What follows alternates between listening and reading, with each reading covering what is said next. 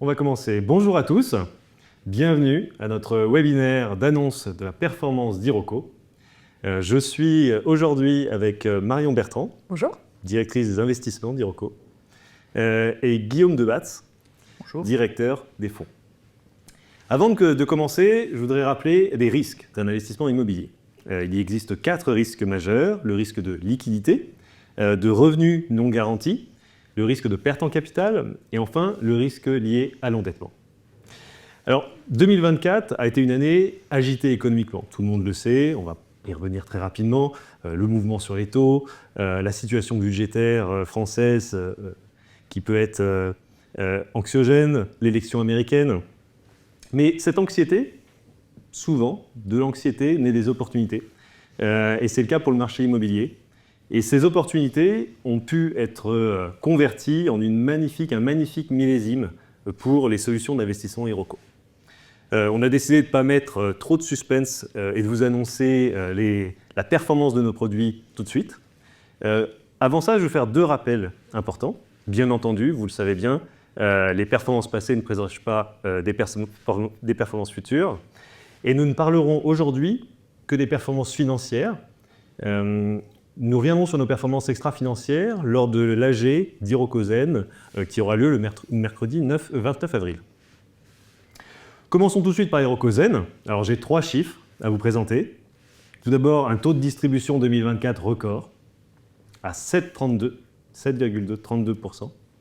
Une performance cumulée 2024 de 8,32%, grâce notamment à 1% d'augmentation du prix de la part qui a eu lieu au mois d'août, comme vous le savez, chers partenaires, et une valeur de reconstitution en forte hausse à 214,37 €, à comparer à la valeur de reconstitution du mois de juin dernier, qui était à 209,94 €. Soit, et on va y revenir, une sous-cote de plus de 6% vis-à-vis de notre prix de part, qui est à 202 €. Enfin, nos 2 autres produits, les 2 SCI, que sont Iroko Next et Iroko Impact. Iroko Next a eu une performance de 6,22% en 2024 toujours. Et Iroko Impact, enfin, a eu une performance de 4,14. Alors, une fois que c'est dit, maintenant, prenons un petit peu de temps ensemble, soulevons le capot et voyons un petit peu comment cette performance a pu être réalisée par nos équipes. Alors, on va commencer par le vaisseau amiral, Iroko Zen, bien sûr. Donc en 2024, grâce à nos plus de 950 partenaires, et merci à vous, nos 950 CGP, qui nous ont fait confiance, et grâce auxquels nous avons collecté plus de 366 millions d'euros l'an dernier, c'est-à-dire un peu plus de 10% de part de marché. Marion, je me tourne vers toi. Qu'as-tu fait de cette belle collecte avec tes équipes ? Je vais commencer par un petit point marché, si tu veux bien, Hugo, pour vous donner un petit peu de contexte. Comme vous le savez, 2023 avait été une année assez compliquée. On était avec Guillaume la semaine dernière chez Savills, qui est un gros broker de la place parisienne, qui faisait une conférence pour expliquer les chiffres de 2024 et les anticipations 2025. Donc c'était assez intéressant parce qu'on a récupéré pas mal d'informations à ce moment-là et ça nous permet de faire quelques conclusions.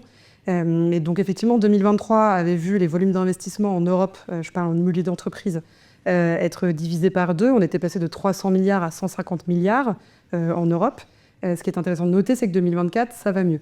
Ça va mieux, on est à plus 17% de volume d'investissement, ce qui est positif.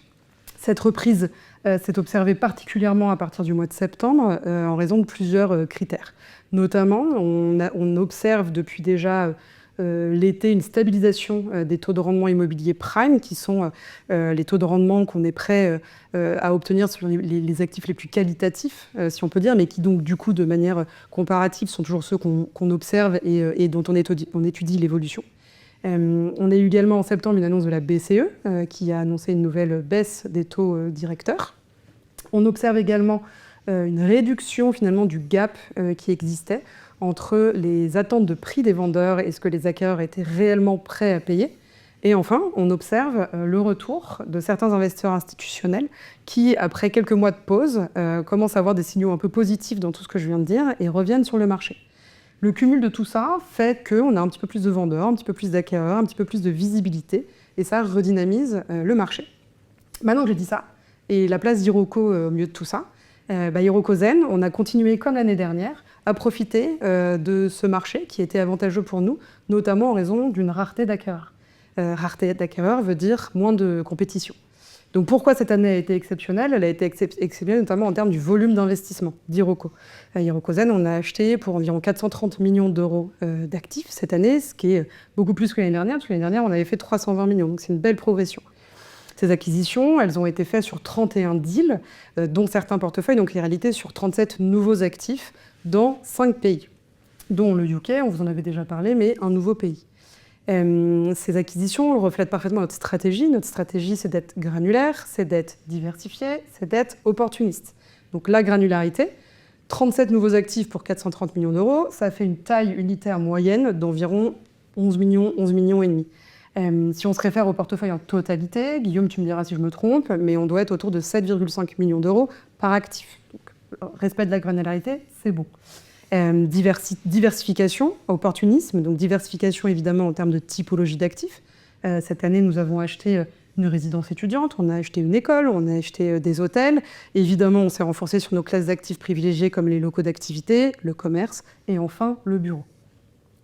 Opportunisme, diversification, ça marche aussi pour la géographie. On vous en avait déjà parlé, mais on s'est ouvert au UK.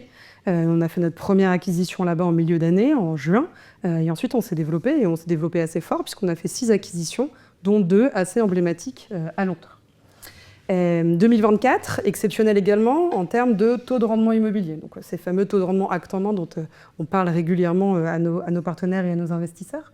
En 2024, on a acheté à un taux acte-en-main moyen, donc évidemment non garanti, d'environ 8%, ce qui est exceptionnel, sachant que l'année dernière, on avait déjà fait entre guillemets un bon cru et on avait acheté en moyenne à 7,10. Mais se positionner autour de 8%, c'est vraiment bon. Pour la petite histoire, quand Guillaume nous avait donné, en tant que fund manager, nos objectifs pour l'année de viser ce type de rentabilité-là, on s'était dit, bon, ça va être costaud, mais finalement, on l'a fait et le marché nous a permis de le faire. Enfin, ce qui est intéressant de noter, c'est que comme en 2023, ce positionnement de rareté d'acquéreurs nous permet de négocier des meilleures conditions avec nos vendeurs. Donc conditions évidemment de prix, mais également de calendrier, de garantie et toutes les choses qu'on peut demander à nos vendeurs. On avait acheté en 2023 en moyenne à 9% en dessous par rapport les valeurs d'expertise. Et cette tendance, elle a continué, puisque en 2024, on se retrouve en moyenne autour des 8% en dessous. Donc on voit que ça reste relativement stable. Mais ce qui est vraiment important dans ces acquisitions en deçà des valeurs d'expertise, c'est que finalement, entre 2023 et 2024, c'est 70% du patrimoine d'Iroko Zen qui a été constitué. Et ça, c'est intéressant pour l'avenir. Merci beaucoup. Encore une fois, opportunisme, granularité font les pierres angulaires d'Iroko Zen. J'imagine que tu as en tête quelques acquisitions particulièrement marquantes sur cette année 2024. Je pense qu'on en a sélectionné 3. Oui, effectivement. La première, c'est un actif qui est situé 164 Bishopgate à Londres. On est en face de la gare ferroviaire de Liverpool Street, pour ceux qui connaissent un petit peu Londres. Et c'est quand je dis en face, c'est vraiment on sort de la gare et on ne voit que ce bâtiment. Donc c'est une visibilité qui est assez exceptionnelle et c'est ce qu'on appelle, nous, sur le marché immobilier, un véritable trophy asset. C'est un actif qui a été vendu par un institutionnel anglais, British Land, qu'on a acheté à environ 26 millions de pounds, soit une rentabilité acte en main non garantie de 7,30. Ce qui est intéressant de noter et qui illustre parfaitement les tendances dont on vous parle depuis déjà quelques mois, c'est que c'est un actif qui avait été acheté par British Land il n'y a pas si longtemps que ça, en janvier 2019, à 37 millions de pounds. Donc je pense que rien que ça, ça permet de montrer les opportunités qu'on arrive à capter dans le marché d'aujourd'hui. C'est un actif qui est intéressant également, parce que c'est un actif mixte commerce et bureau. Mais en fait, plus de 50% du flux locatif provient de Tesco, donc un supermarché, qui est situé au rez-de-chaussée du bâtiment et qui a encore devant lui 8 ou 9 ans de bail. Donc on a une vraie sécurisation de ce cash flow. Sachant qu'on a ensuite dans les étages un locataire bureau par étage, ce qui permet d'avoir pareil finalement une diversification du cash flow.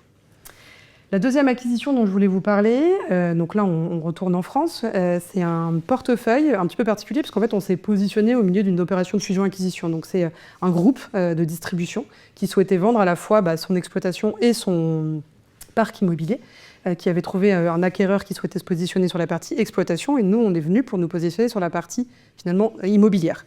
C'est des acquisitions qui sont un peu particulières et un peu plus compliquées que d'habitude, parce que finalement, en tant que Hirokozen, on doit négocier évidemment à la fois en tant qu'acquéreur vis-à-vis du vendeur, mais également en tant que bailleur vis-à-vis du locataire. Il faut réussir à calibrer tout ça pour que toutes les parties prenantes soient satisfaites et qu'on ait un deal, tout en représentant bien évidemment les intérêts d'Hirokozen. Et c'est un portefeuille qui était intéressant, parce que c'est un volume d'environ 16 millions d'euros, donc on est à nouveau sur des tailles unitaires assez granulaires. Et on avait une rentabilité qui était attractive pour de l'activité, puisqu'on était autour des 7,50 avec un locataire qui s'engageait pour 12 ans ferme. Et la dernière acquisition dont je voulais vous parler, donc on retourne au UK, on est à Taunton, on est à proximité de Bristol, et en fait c'est un supermarché. Donc les supermarchés, on a toujours aimé ça, hein, c'est des activités qui sont très résilientes. Et en fait on est loué à Sainsbury, qui est une des premières branches de supermarchés, on va dire, au UK, qui est là depuis déjà des années. La localisation est très bien puisqu'on on a un accès direct à l'artère principale de la ville. Mais ce qui nous a intéressé surtout, c'est la pérennité du locataire dans cet actif, puisque le locataire lui-même vient de réaliser un programme de travaux de plusieurs millions de pounds qui montre son attachement et sa présence dans l'actif et qui est extrêmement rassurante pour la pérennité du locataire dans l'actif. Merveilleux, merci Marion. On voit bien que l'opportunisme et notre capacité à passer des deals intéressants ont marché cette année à nouveau. Ces belles acquisitions, en tout cas, sont la clé, très clairement, de la performance d'Hirokozen. Guillaume, est-ce que d'ailleurs, parlant de performance d'Hirokozen, est-ce que tu peux nous présenter un petit peu cette performance 2024 ? Bien sûr, merci Hugo. Alors, tout d'abord, on va rappeler que les performances passées ne présagent pas des performances futures, et puisque, évidemment, on va vous parler uniquement des performances passées.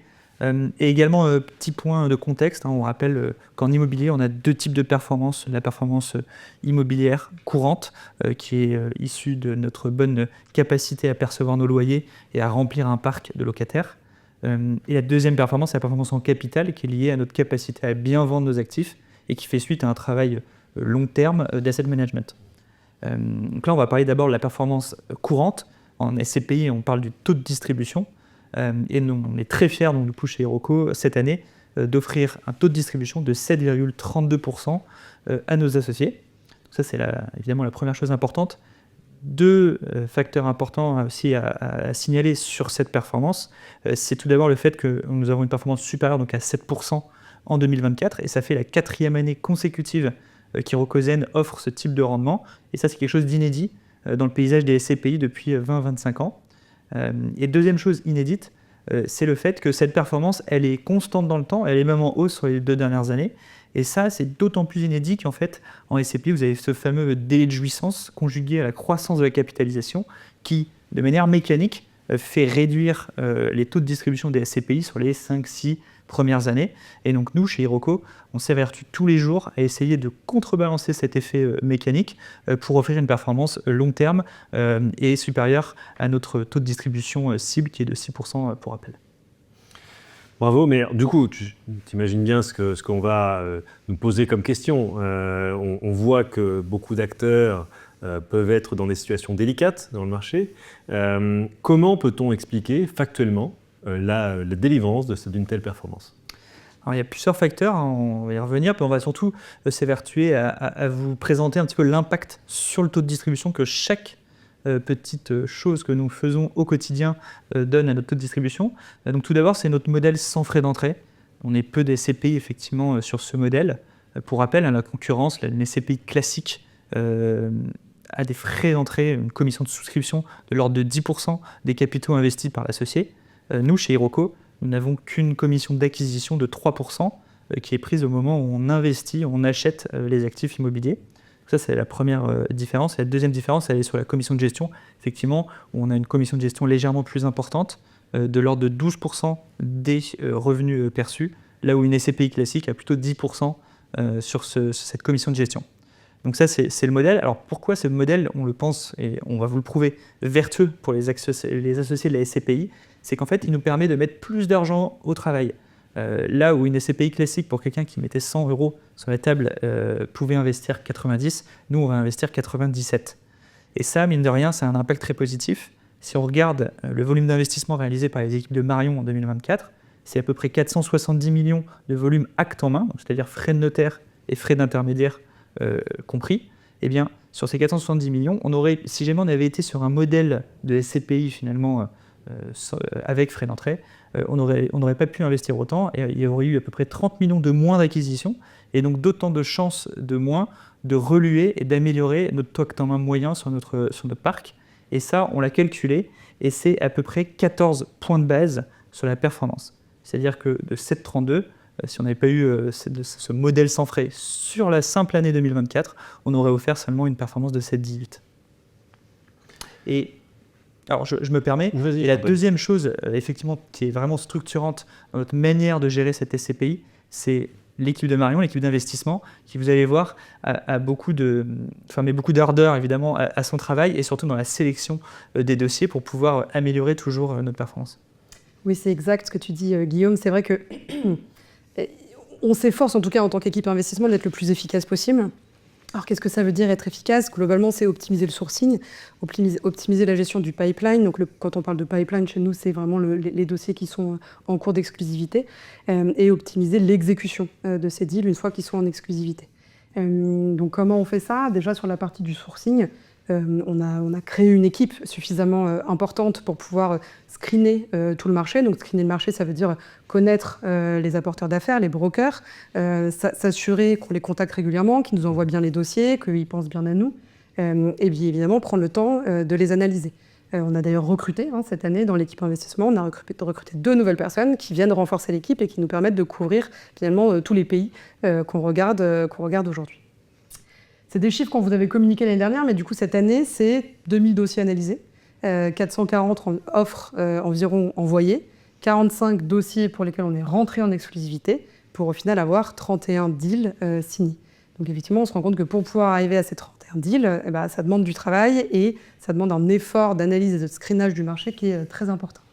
Une autre manière qu'on a d'optimiser notre sourcing, c'est de faire ce qu'on a fait notamment en Espagne. Donc on a déjà pu en parler très brièvement, mais on a ouvert Iroko Iberia. En Espagne, aujourd'hui, on avait déjà un local partner avec qui ça se passait très bien, mais on a envie de faire encore mieux.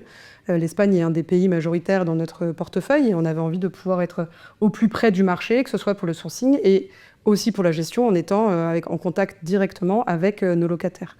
La création d'Iroko Iberia, ça nous permet d'avoir une entité Iroko en local, sur place. Ça nous permet de parler directement à tous nos différents parties prenantes. Et c'est un véritable plus pour à la fois le sourcing, mais évidemment aussi la gestion du patrimoine immobilier espagnol.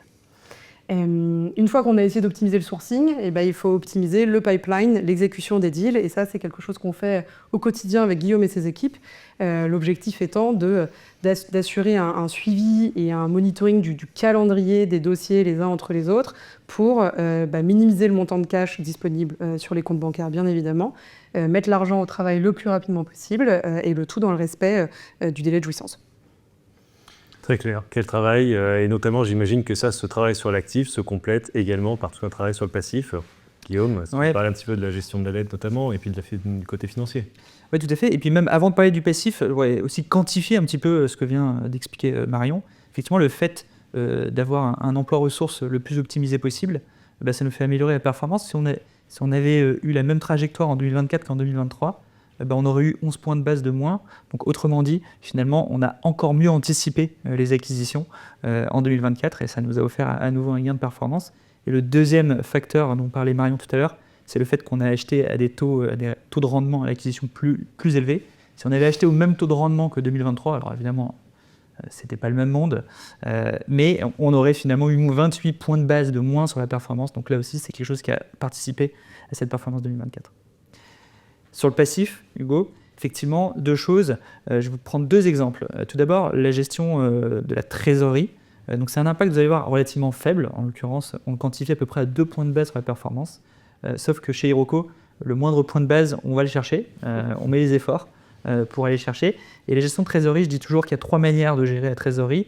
Une manière passive, même plus que passive, de rien faire. C'est-à-dire laisser de l'argent sur des comptes non rémunérés. A priori, il y a peu de gérants SCPI qui font ça aujourd'hui, et fort heureusement.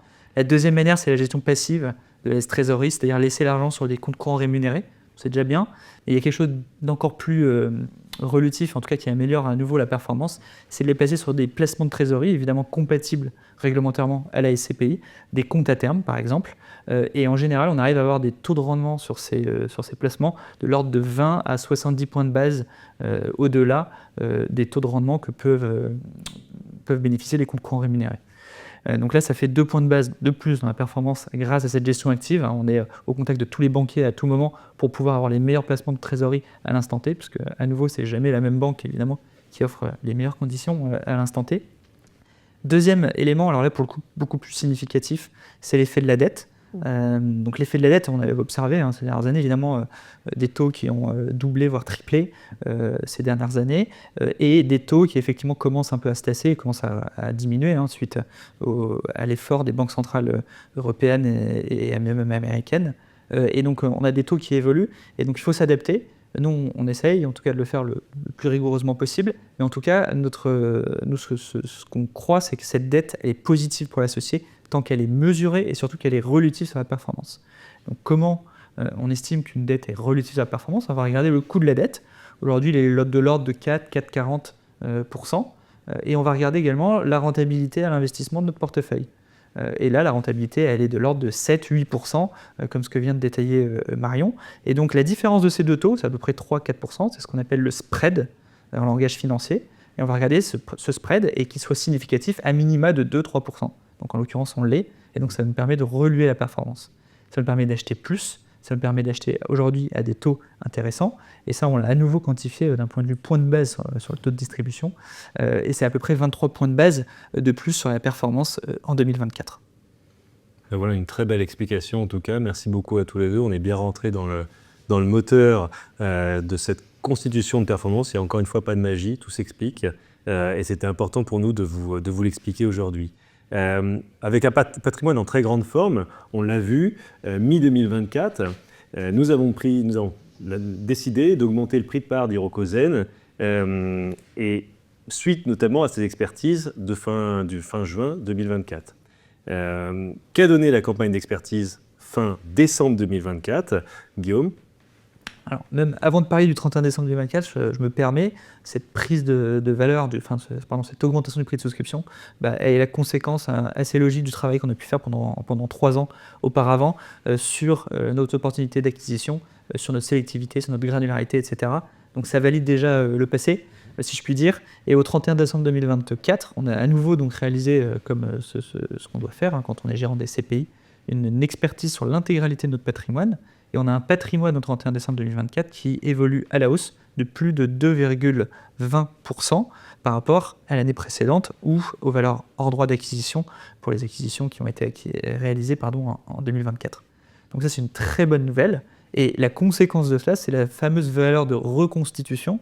La valeur de reconstitution, ça représente en fait l'argent que vous devriez mettre aujourd'hui sur la table pour reconstituer à l'identique le patrimoine, c'est-à-dire acheter les actifs à leur juste valeur, la valeur de marché, acheter le cash, acheter les créances, réaliser les mêmes endettements bancaires, s'acquitter à nouveau de tous les frais d'acquisition que peuvent être la commission d'acquisition, les frais de notaire, les frais d'intermédiaire, les frais de due diligence, etc.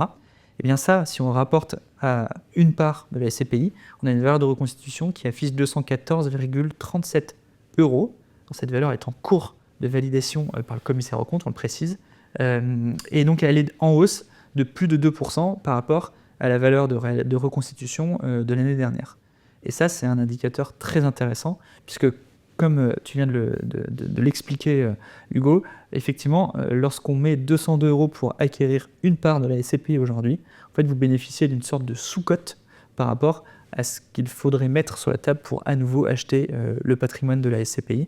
Et ça, c'est un indicateur extrêmement positif pour l'avenir et pour la rentabilité en capital de la SCPI à long terme. Merci Guillaume, ça augure de belles choses.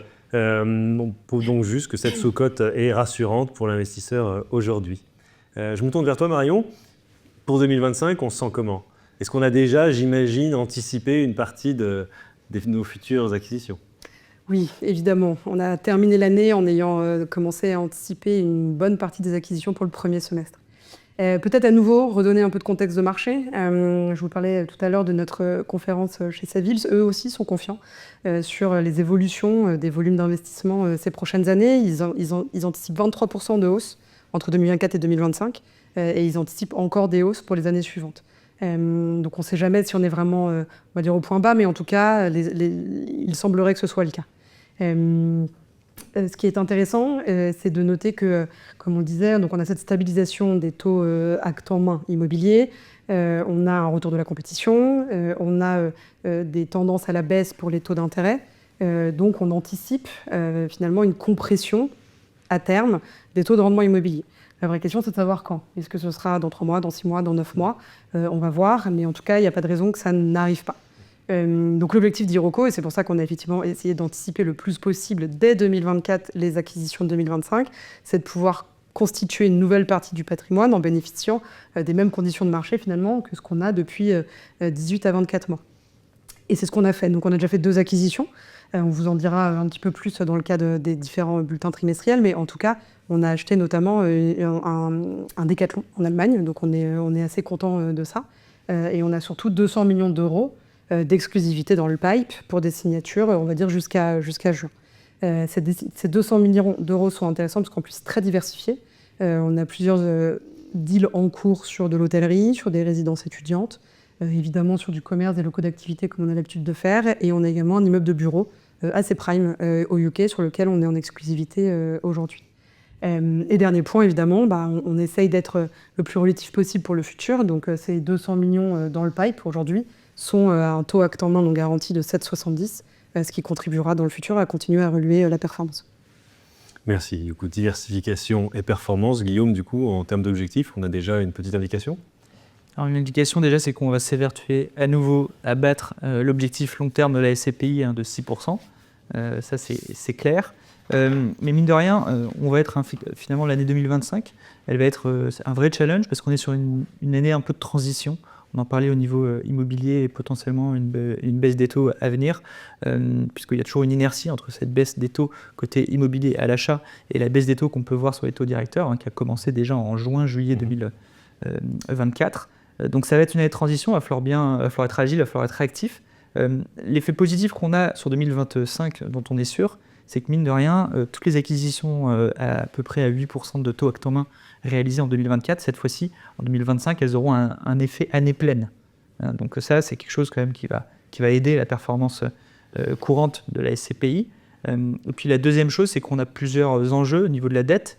On va avoir des taux qui vont continuer à baisser gentiment, et donc on va avoir potentiellement des refinancements à débuter, en tout cas commencer des discussions avec nos partenaires bancaires. Et ça va à nouveau bénéficier au taux de distribution de la SCPI, peut-être pas encore en 25, mais en 26, on l'espère.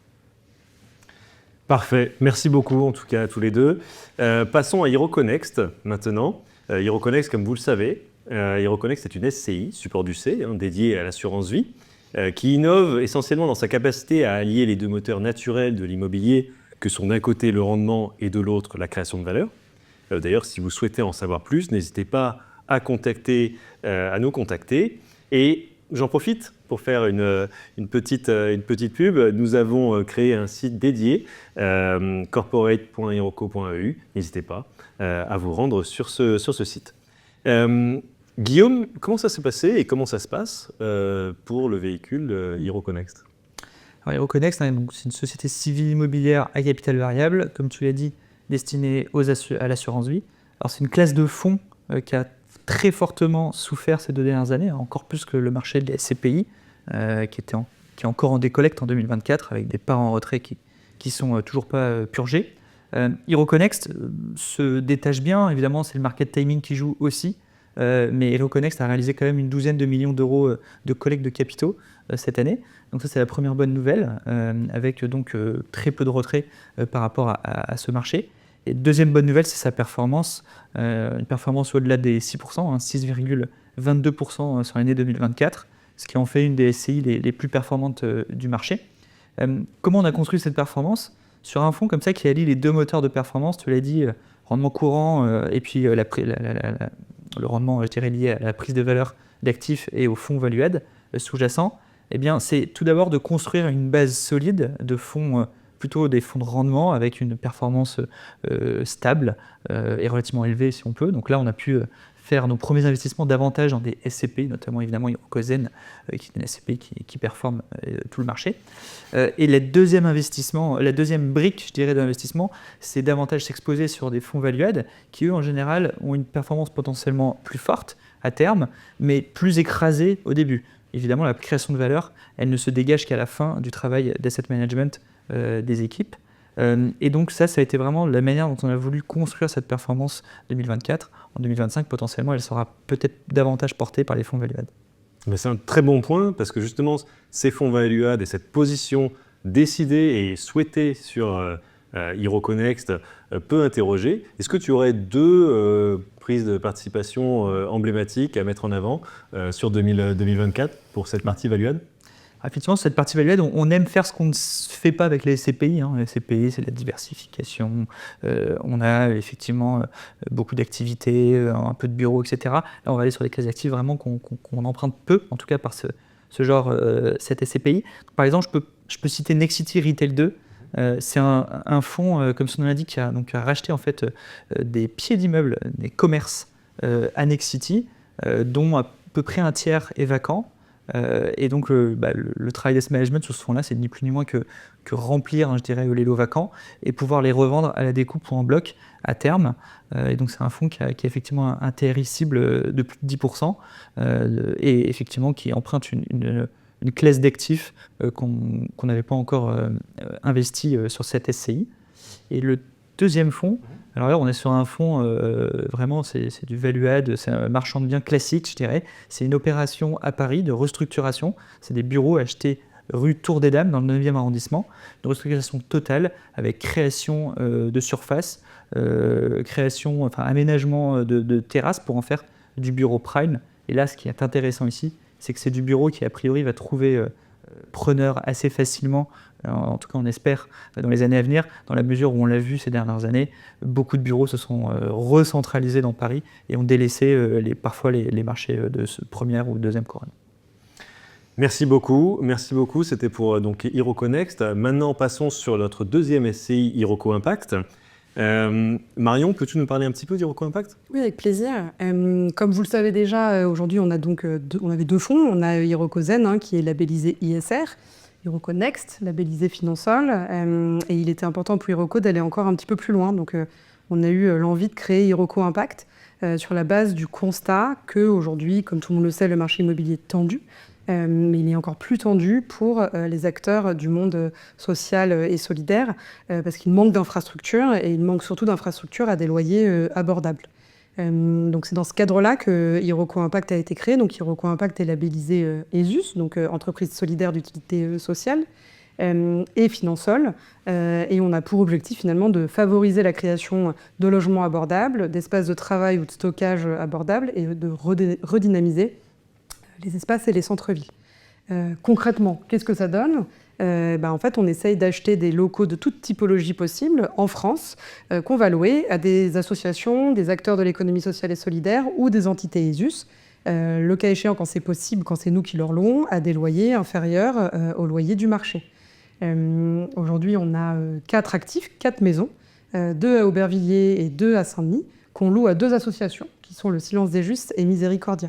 Alors, le Silence des Justes, c'est une association qui aide les jeunes, et notamment les jeunes qui souffrent de troubles autistiques, en leur apportant à la fois un accompagnement et des services au quotidien, mais également des lieux de vie dans lesquels ils peuvent se retrouver pour vivre, développer leurs relations sociales, améliorer leurs gestes et leur activité au quotidien, et tout simplement, on va dire, vivre ensemble. Et dans les 2 maisons que nous louons au Silence des Justes, ils peuvent accueillir jusqu'à 6 enfants par maison. La deuxième association, qui est Miséricordia, aide les personnes en difficulté. Donc ça peut être les jeunes, pour lesquels il va y avoir de l'accompagnement, par exemple pour le travail scolaire, ou pour lesquels on va aider à organiser des activités artistiques, ou tout simplement en accompagnement dans la vie de tous les jours. Ils vont également aider les personnes âgées dans leur quotidien, ou les personnes qui souffrent de solitude en leur apportant du soutien et des visites. Et dans ce cadre-là, dans les 2 maisons finalement qu'on leur loue, ce qu'ils font, c'est qu'ils accueillent les bénévoles. Et ils peuvent accueillir jusqu'à 16 bénévoles dans les 2 maisons. Très bien, merci beaucoup Marion. Guillaume, du coup, quel bilan on peut tirer sur Iroko Impact? Alors, le bilan, d'un point de vue performance, Performance, bien sûr. il est très positif également. On fait une performance cette année de 4,20% sur ce fonds-là, alors qu'on a un objectif de performance de 3%. Et comment elle s'articule cette performance? Assez simplement, pour 3/4 de cette performance, c'est nos revenus locatifs liés au baux dont parlait Marion juste avant avec les associations en question. Et pour 1/4, c'est la prise de valeur de ces actifs qui a également suivi la même tendance qu'on a pu observer sur Hirokozen. Très clair, merveilleux, merci beaucoup à tous les deux. Il est temps de passer à la dernière partie de ce webinaire. Vous avez été nombreux à nous écrire en amont de ce webinaire pour nous poser des questions. Nous en avons sélectionné 3. 3 d'entre elles que nous allons prendre le temps de vous répondre. Alors je vais vous la lire. La première question est pour toi Guillaume. Quel est le nombre actuel de parts en attente de retrait? Observez-vous davantage de demandes de retrait en raison de votre modèle sans frais? J'imagine qu'on parle d'Hirokozen. Question légitime. En l'occurrence, à l'heure actuelle, nous n'avons aucune part en attente de retrait sur Hirokozen. Nous n'en avons jamais eu en attente de retrait, puisqu'à chaque fois, tous les retraits ont pu être servis automatiquement, étant donné la collecte que nous faisons sur ce fonds-là. Donc ça, c'est la première chose, premier enseignement. Deuxième enseignement, c'est de regarder quand même les retraits qu'il y a pu avoir en 2024. On en a eu à peu près une douzaine par mois en moyenne, là où on a à peu près 1000-1200 souscriptions par mois. Donc vous voyez que c'est un très faible ratio. Et sur la question liée à notre modèle sans frais d'entrée, effectivement, on pourrait se poser la question, on a d'ores et déjà plus de 3 ans d'existence, et donc comme vous pouvez le voir, on n'a pas d'impact particulier et d'effet néfaste de ce modèle sans frais sur le marché. Et rajoutons qu'en plus, les demandes de retrait qui ont pu être réalisées, en l'occurrence, c'est plutôt lié à des situations personnelles, difficultés financières, besoins parfois même d'achat personnel, par exemple de maison, enfin bref, ou d'achat immobilier, ce genre de choses. Et donc c'est vraiment, c'est pas lié à un stress du marché ou à ce genre de tendance.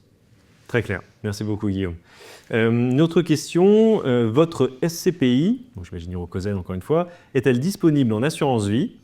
Quelle est la proportion actuelle des investisseurs institutionnels? Alors, je vais me permettre de répondre à celle-ci. Comme vous savez, Hirokozen a fait un choix un petit peu particulier. Dans le monde des SCPI, on a fait le choix de se développer dans un premier temps sans nos amis institutionnels, tout d'abord pour sécuriser le fonds et éviter d'avoir trop rapidement des ratios d'emprise très importants. Pour rappel, dans la capitalisation d'Hirokozen, nous avons moins de 15% d'institutionnels et moins de 10% d'assureurs vie. C'est un choix qui ne nous a pas empêché de construire plus d'1 milliard en cours sous gestion aujourd'hui. Et désormais, nous pensons que nous pouvons aller vers un petit peu plus de référencement, mais malgré tout avec parcimonie. Nous sommes déjà référencés, déjà présents chez Préparvie, chez Spirica, chez Garance, Celoncia et encore UMR. J'en suis convaincu, d'autres assureurs nous référenceront courant de l'année 2025. Dernière question. De nombreux SCPI ont été créés récemment. Pensez-vous qu'il y ait suffisamment de place sur le marché pour toutes? Alors là, c'est une question un petit peu poil à gratter. J'imagine que ça dépend de quel marché on parle, ça dépend de quel SCPI on parle. Je ne sais pas si on peut parler de la partie immobilière. Marion, est-ce que tu as un avis? Oui.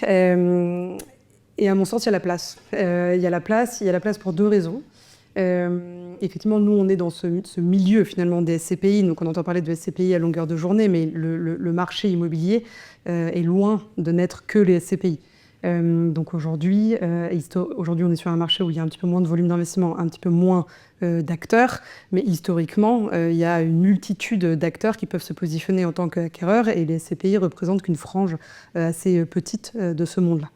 La deuxième chose, c'est qu'on voit en plus qu'on est sur un moment de marché où les volumes d'investissement vont augmenter. Donc à partir du moment où les volumes d'investissement vont augmenter, ça veut dire qu'il y aura sans doute plus de vendeurs. Donc plus de vendeurs laisse la place à plus d'acquéreurs et entre guillemets, le gâteau peut être réparti relativement entre tout le monde. Et le troisième point, c'est que dans toutes ces nouvelles SCPI qui se lancent aujourd'hui, toutes ne vont pas avoir la même montée en puissance. Et donc, avant qu'on puisse parler de montant d'investissement significatif pour chacune d'entre elles, il peut se passer quand même 12 à 18 mois. est-ce qu'il laissera le temps d'avoir encore des volumes d'investissement plus importants.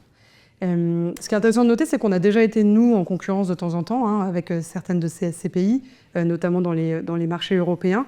Et on a souvent bénéficié un peu d'un régime de préférence de la part des vendeurs qui reconnaissaient finalement, de par le fait qu'on est là depuis déjà 3 ou 4 ans, notre track record et notre expérience.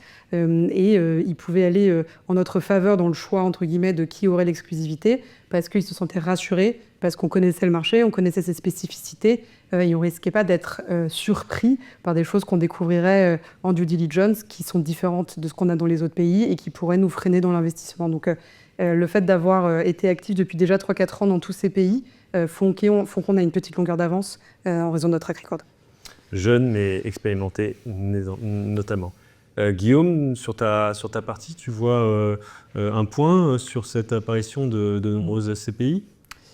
Alors déjà, effectivement, il faut rappeler qu'on a à peu près, je crois, plus d'une vingtaine d'SCPI qui se sont montés ces 18 derniers mois, donc c'est énorme par rapport à ce qu'on a pu connaître les 10 dernières années.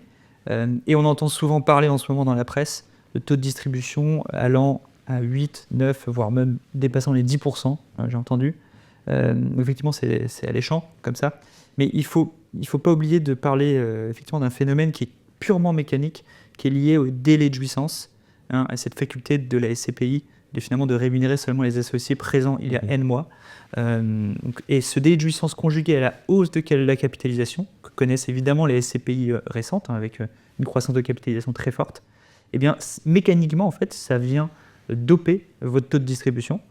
Pour exemple, moi, je me suis amusé à faire le petit calcul, si je puis dire, sur le taux de distribution de notre SCPI Eurocosienne. Si nous avions eu 6 mois de délai de jouissance comparé aux 3 mois que nous avons réellement, en 2021, la première année pleine de distribution, nous aurions fait un taux de distribution supérieur à 9%.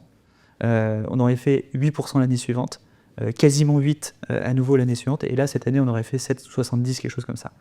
Donc, alors on voit déjà que cet effet, il se tasse avec le temps.